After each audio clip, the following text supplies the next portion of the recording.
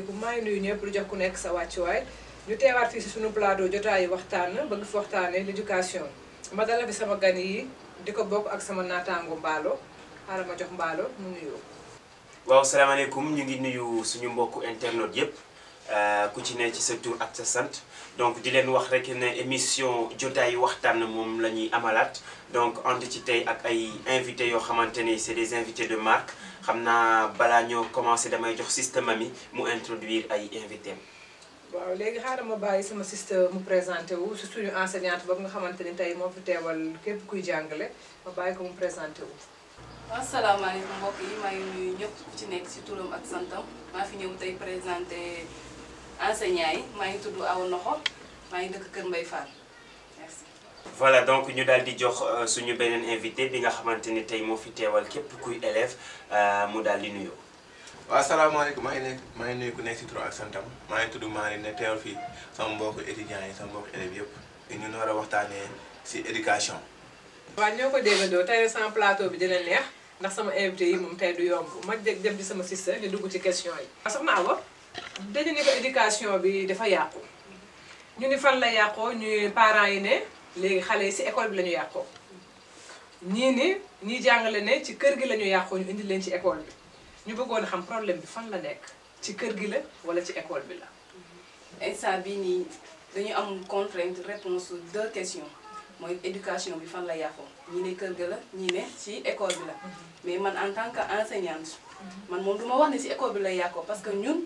ñu ngi def tout notre possible pour xale yi di jàng ci école bi kon mook ñun dañuy jox toor bi parents yi lañ koy jox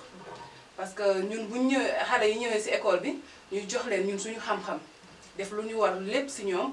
kon ñoom buñ delloo kër ga parents yi ñoo ñu war a jàppale ci loolu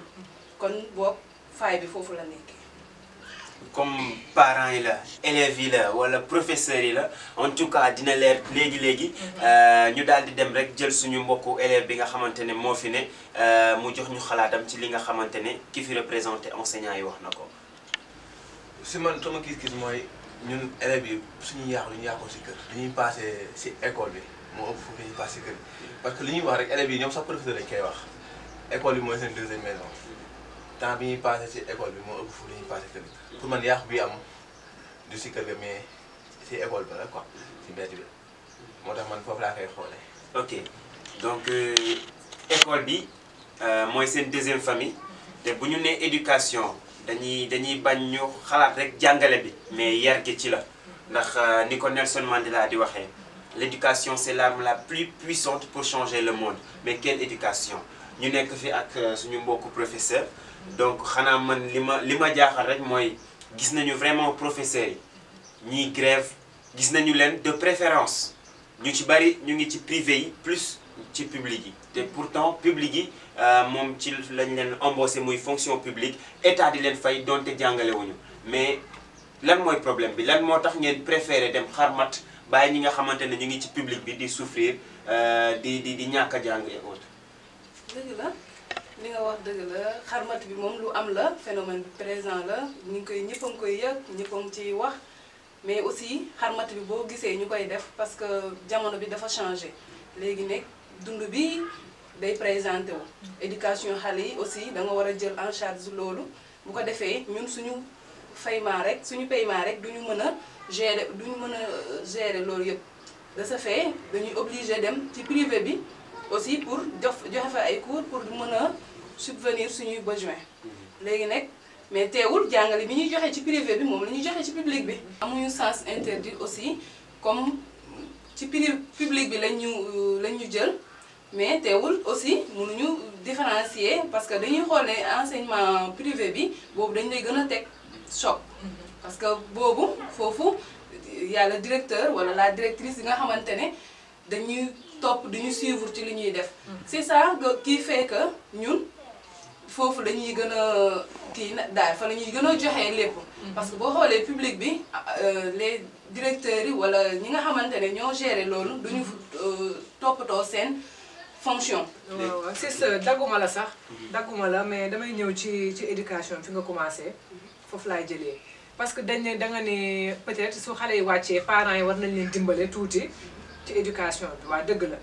foofu nangu naa ak yow parce que xale bi yaakaar naa éducation de base bi ci kër gi lay commencé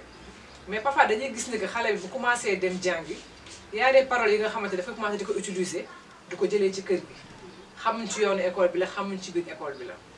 parce que ñun dañuy defal nañ ci ay écoles yi nga xamante ni entourage yu école bi maanaam waxuñ ci biir ci biti école bi dafa am ay fréquentation yi nga xamante ni dafay laal xale yi. est-ce que carrément yéen bàyyi ngeen xel ci loolu yéen ñi nga xam ne da ngeen di jàngale parce que école yi ñu tax yi nga xam ne doxantu nañ fa dangay gis bu ñëpp nekkee classe ay xale yu góor yu bëri dañuy nekk ci buntu école bi peut-être dañ fay tox dañ fay def lu nekk te jàngeewuñ fa bu xale jëlee pause ñooñu la ñuy fréquenter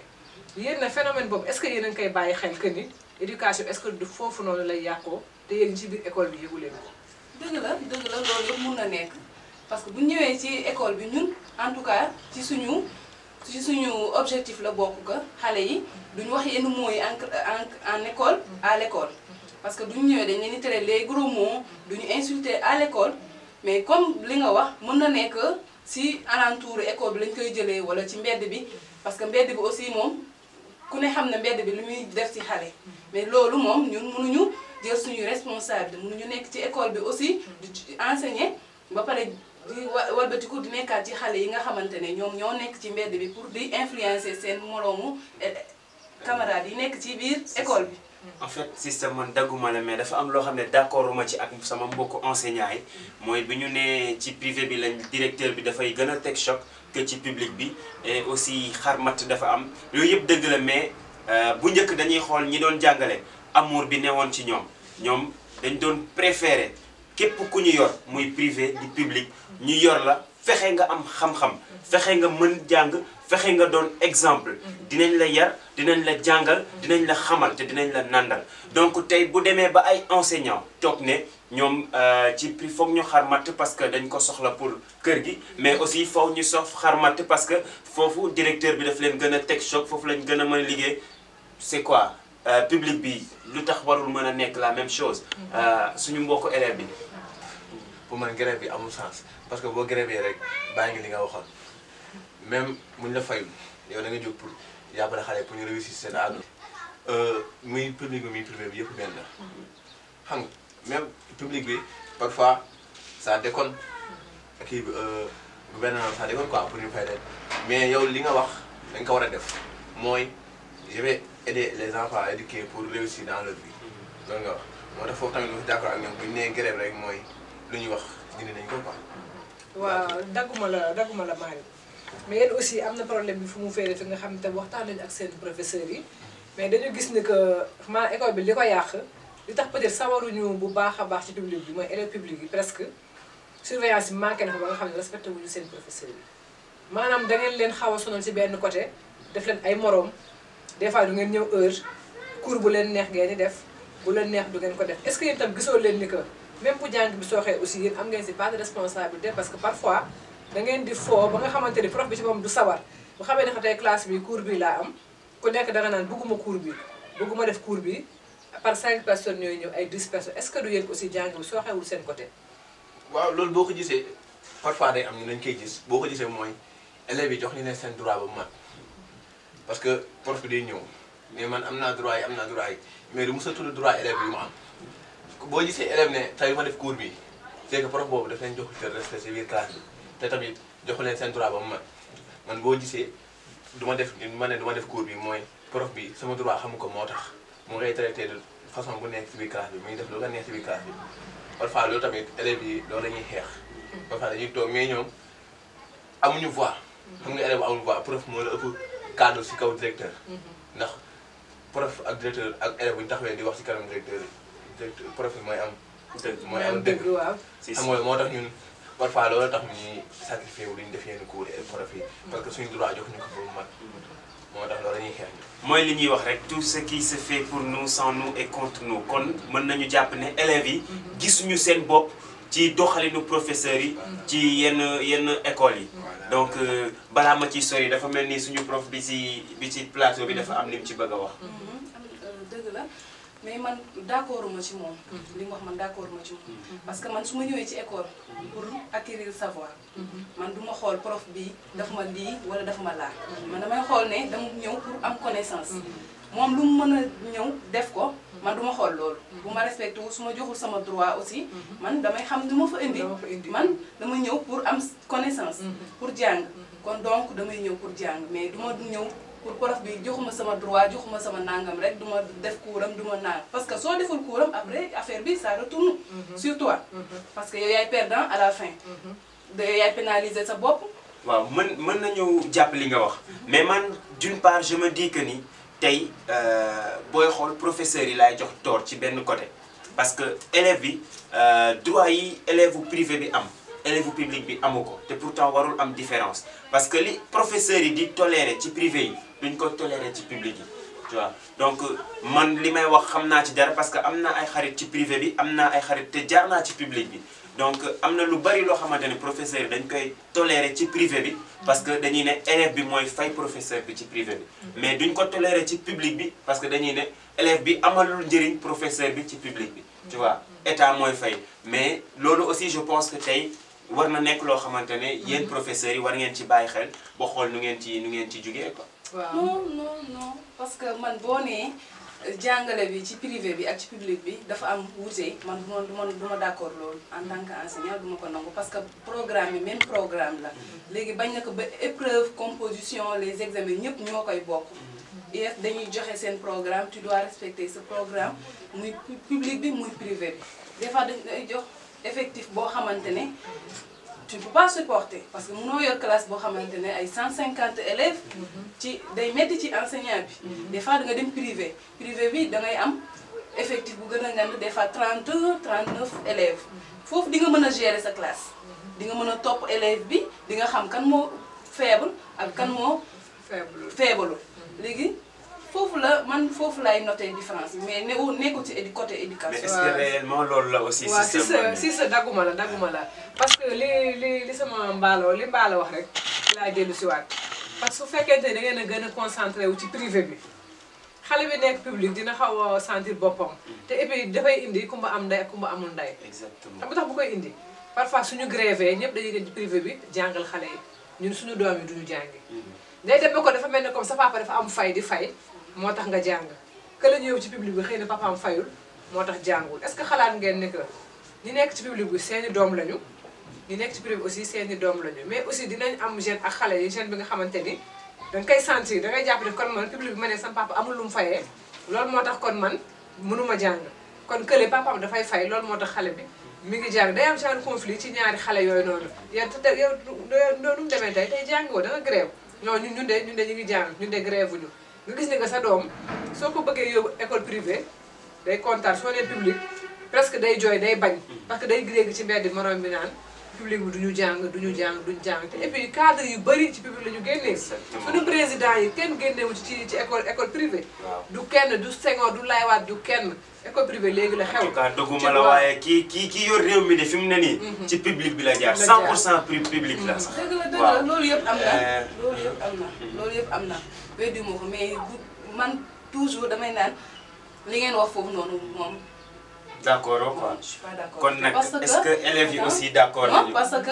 parce que élève bu nekk ci public bi suñu doom la. xam nga mami bu nekkee élève bu nekk ci privé bi mooy seen doom. élève bu nekkul ci public bi nekkul seen doom. loolu daf may jaaxal. nee naa la ñaar yëpp lañ jamale. ku nekk ci public bi ak ku nekk ci privé bi. ñu dañuy dem jàngale ci public bi. def suñuy heure respecté ko. ñu ñëwaat ci privé bi aussi même chose on respecte les heures là-bas. mais léegi problème si su fekkente ni su ngeen grévé ngeen dem ci privé bi. léegi pourquoi grève bi. non mais grève bi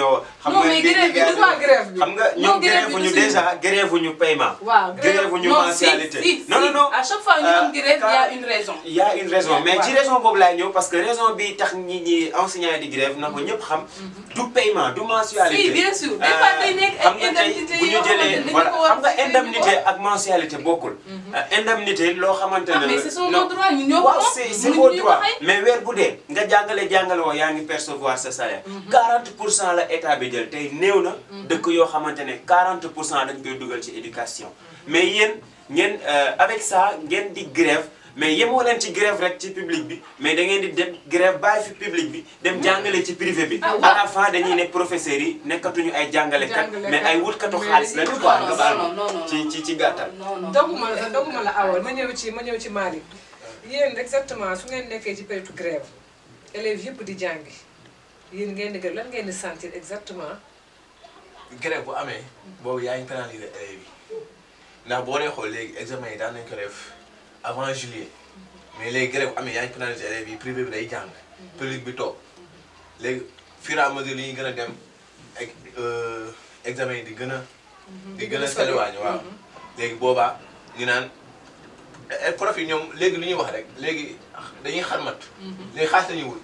xoolatuñu jàngale li ñuy waxoon ak li ñuy def léegi bokkatul léegi public bu jàng ñoo ngi ci privé bi pour uti xaalis noonu la ñuy demee ndax heure lañu lay fay ñoom xam nañ ko bu baax.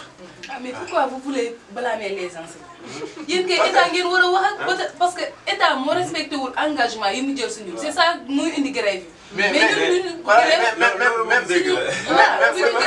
la même état bu ñu grève amuñu lu ñu ne. même état bu respecté wul ay engagement mais yéen li leen tax a jug xam ngeen ko mooy aider les enfants à réussir. mais li koy indi yëpp lii nii retardement yi ci indi yëpp yéen la yéen ñu nekk ci public bi la di grève yi mooy indi lii nii yëpp nii. léegi man li ma bëggoon xam. mooy exactement c'est quoi la cause de vos grèves. lan la cause grève bi lenn rek la. lenn kese la. mooy gouvernement bi dañuy woo pour ñu dem. bu ñu demee ñu trouver consensus. bu ñu trouver consensus ba pare ñoom duñu respecter leur parole. dañuy trouver consensus ba pare après bu ñu demee ñun ñu continuer def ay cours ñoom ñu bàyyi loolu moo indi grève yi mais ñun duñu grève parce que enseignant dafa bëgg a grève rek mu grève non non ñun amuñu droit boobu. si loolu moom leer na ndax lépp loo gis am na cause mais man sama problème mooy 40% ci budget bi ñu def ko ci enseignement ñu ngi leen di fay maanaam état bi mu ngi góorgóorlu di def paaram est-ce que mu gisuñu ne. D'une part tey jàngalekat yi war nañ def benn sacrifice boo xamante ne dina tax ba grève yi donte mënuñu ko bàyyi mais ñu wàññi ko bu baax a baax ba ñu ne ci public bi bañ a loru parce que booy xool tey grève yi at bi ñu génn nit ñi ñu ko defee dafa doy waar dafa métti trop ci suñu mbokk yi nekk ci public bi te pourtant ñi ne ci privé bi tout le temps ñu ngi jàng te comme enseignant bi am na droit jàngale public mais état may na ko mu dem xarmat ci privé yi donc war na am tuuti compréhension parce que état mënoon na ko ne dama lay fay mais doo jàngale ci benn privé te li ñuy am ci privé bi nag xanaa fay na ay indemnité wala. compréhension boobu yéen a ko dul gis ñun li ñuy bàyyi sacrifice la ñuy bàyyi pour ñëw di jàngale si parce que ñun bu may ñëw di jàngal sa doom yow sa doom man sama doom mi ngi jàngi feneen ki koy jàngal enseignant la comme man donc ñun ñi ngi bàyyi ay sacrifice parce que suñuy doom ñooy dem jàngi ci mais bu ñu bàyyee lii mais yéen tamit ay soutien de famille ngeen ay parents de famille ngeen am na loo xamante ne soxna Awa dagguma la mais xale bi nga xam ne yaayam day jàngale wala papaam ëpp na sens lool ki nga xamante ni maanaam si kër gi mu dëkk amul benn enseignant tey boo grévé yow sa doom boo ñibbisee da nga koy jàngal ci kër gi xool da nga koy encadré ci kër gi am na benn xale bi nga xamante ni moom amul sens boobu te bu njëkk ba dama daan gis li nga xamante ni peut-être bu ñu grévé day gis koo xam ne day woo ay élèves am di leen jàngal ci suuf xam nga di leen jàppale di xam ne que grève la xëy na bëggul ñu ni kii dafa ànd ak mbooloo beddee ko aw ne mais day def système bi nga xamante dina jàppale xale yi bu njëkk ba daa gis xam day jàngale volontairement kenn du ko fay muy jàngale bëgg xale yi mën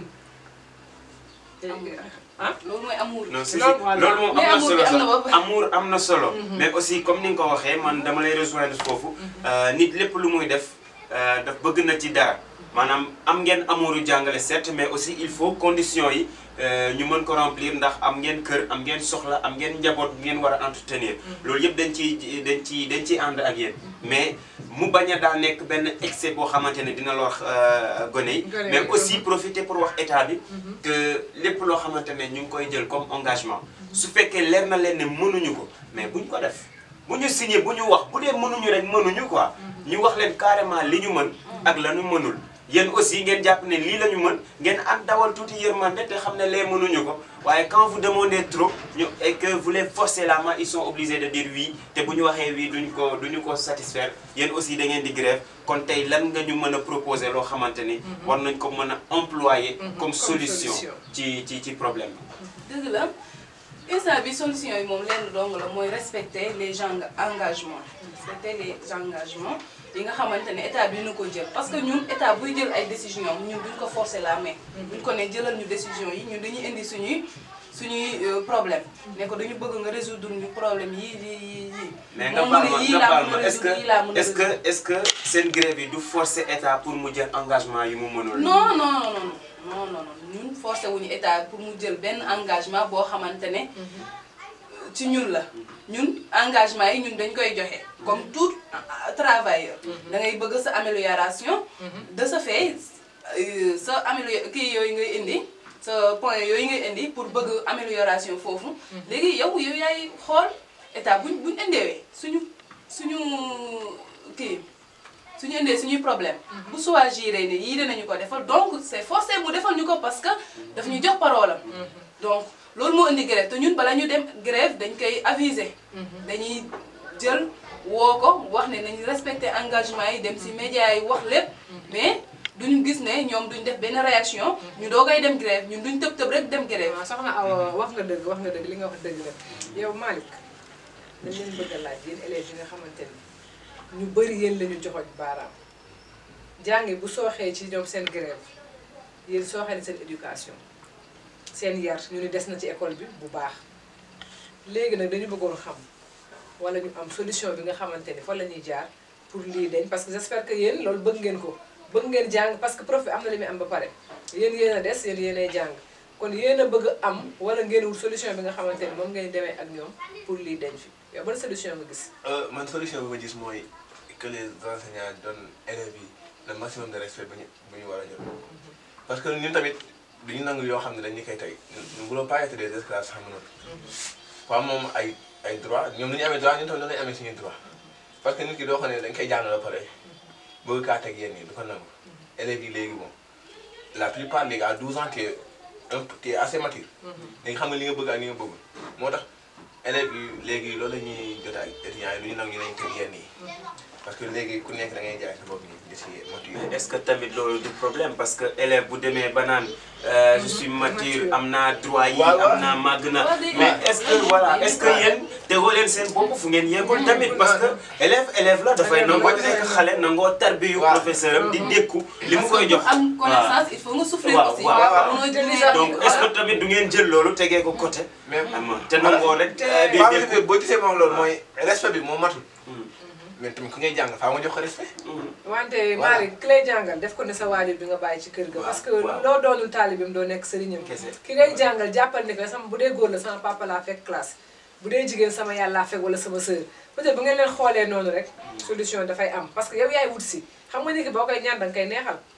tey doo ñaan kenn xaalis taxawal ko ne ko nii nga ma koy maye nee nga ma koy maye comme prof bi la jàng aussi xam-xam la yor indi ko ci classe bi yow nga bëgg a jot xam-xam boobu pour man da nga war a neexal sa waxtu moom wàccee sa bopp pour xam-xam boobu nekk ci moom mu jox non wàcce bopp bi ñun ñoo ngi wàcce suñu bopp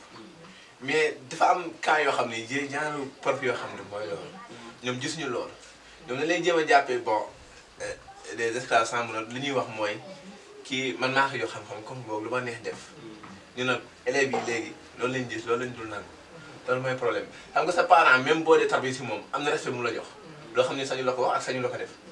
mooy noonu ñun tamit am na loo xam ne élèves yi tajatum ni ngeen lañ koy def parce que le monde tamit change. waaw yéen amoo leen benn droit rek ngeen am mooy bi leen di jox ngeen di jàng. est-ce que aussi tamit amoo leen benn droit loolu aussi tamit yenu na maanaam parce que élève moom bu ñëwee ci école ni professeur bi amee ay droit noonu la élève bi amee ay droit. non mais élève bi amul benn droit envers son si bien sûr élève bi am na droit parce que il a droit à l'éducation. da nga ko war a jox. mais il a droit aussi ci nga respecté ko. di ko bañ ko torturer bañ ko def loo xamante ne teguwul ci yoon. parce que comme ni ko droit humain di waxee. tous les hommes naissent libres et égaux. muy xale muy mag muy ndaw daf da nga ko war a respecter. am na loo ko mënul def am na loo ko war a def ak loo ko warul def même bu dee sa élève. donc respect boobu mu lay jox da nga ko koy delloo. le respect est réciproque ndax mbir yi mën a jaar yoon. lépp mën a mel ni mu waree. je pense que aussi loolu jar na bàyyi xel daal. waaw Mballo li nga wax dëgg la tey gis ngeen suñu émission nag wax dëgg yàlla macha allah Mballo élèves yi am nañu lu leen métti. enseignants yi aussi am nañu lu leen métti. léegi nag solution mën na am maanaam yéen élèves yi nga xamante ne yéenay jàngi di wuti xam-xam nit ki loo xam ne toroxloo ci sonnoo ci doo ci jëriñu. il faut ngeen changer seen comportement xam ni que boo waxee ci l'éducation rek yaa ngi wax yar te ki lay yar doo ko demander ni mu lay yaree maanaam bu ñu leen dee dañu bëgg ngeen jàng ngeen lan ngeen réussir ngeen lan ngeen mënal seen bopp kon soo leen respecté jox leen cër respect ci yéen la war a njëkkee yow élève bi xoolal li professeur bi moo la mag respecté ko ba pare professeur il suffit mu xam ni que kii daf may jaay grand xale bu góor jaay ma jànq rek dafay commencé moom aussi di jàpp ni que kii sama doom la am naa ci moom yenn droit yu ëpp yi parce que loolu lañ leen di xoolee kon yéen aussi changé leen seen comportement xool ni ngeen di doxalee xam ni yéen a wut yow soxna Awa yéen aussi am ngeen lu leen métti leen métti aussi mën na dem li nga wax dëgg la ñun parents aussi dinañ leen jàppale ci éducation bi bu baax bu xale yi wàccee ci kër gi aussi dinañ jàppale ci éducation bi comme nee nañ école la yàqoo nee nga yàqawul école ñun parents yi nañ leen jàppale kon dinañ leen jàppale bu baax incha allah bu fekkee aussi ci gouvernement la ñu ngi ñaan bu fekkee problème na ko saafara suñu doom yi dem jàngi suñu enseignants yi aussi nekk ci jàmm nekk ci dal parce que ñoo yor suñu doom yi kon duñ def lu ñu jox suñu invité yi ñu tàggoo day wax ne kontaan nañ trop ci émission bi soxna Awa ñu jox la nga tàggoo merci mami émission bi ñu ngi ciy kontaan trop di nuyu suñu invité bi di représenté élèves yi dëgg la enseignement bi moom bëri na ay kii mais ñu ñaan yàlla rek yàlla suturaal ñu tegal ñu lépp si yoon gouvernement bi aussi moom rek la ñuy ñaan comme suñu xarmat bi dañ xarmat bi moom metti ñëpp yàlla na ko yàlla dindi waaw Maodo Malick waaw di leen nuyu yéen itam dina remercier si invitation bi ngeen ñu jox ñun tamit li ñuy wax rek bon ñu jox ñu ko parce que boo leen nekkee fii à cause de ñun la yéen boo leen amee li ngeen am ñun moo tax ñu lay ñaan tamit ngeen jox ñu lu ñu bëgg si lu ñu soxla loolu rek moo leen naqara waaw mbaa ñu bàyyi la nga tàggoo voilà donc en tout cas émission baa ngi noonu bon man ci li may tàggoo rek damay wax merci beaucoup à tous les enseignants merci à tous les professeurs ci li nga xamante ne ñu ngi koy def muy di yar parce que tey dëkk boo dem bu fa xam-xam amul du développé tey waxatuñu capital économique mais capital humain la ñuy wax muy ay nit yoo xamante ne am nañu xam-xam jàng nañu gëstu nañu ndax ñoom rek ñoo mën a def changement donc di remercier bu baax a baax ñëpp ñoo xamante ne ñu ngi jàngale ci Sénégal et puis di wax sama mbokku élèves yi ne dañuy war a muñ parce que boo nekkee kuy sàkku xam-xam da ngay modeste da ngay humble et da ngay nangoo subir parce que loolu mooy bokk ci li nga xamante ne daf lay former personnellement je me souviens lycée Mbao dañ ñu doon wax ne élèves yi ñu ngi bàngoo dañ leen fiy former donc te mentalité boobu boo ko amee boo jugee ci lycée bi da ngay am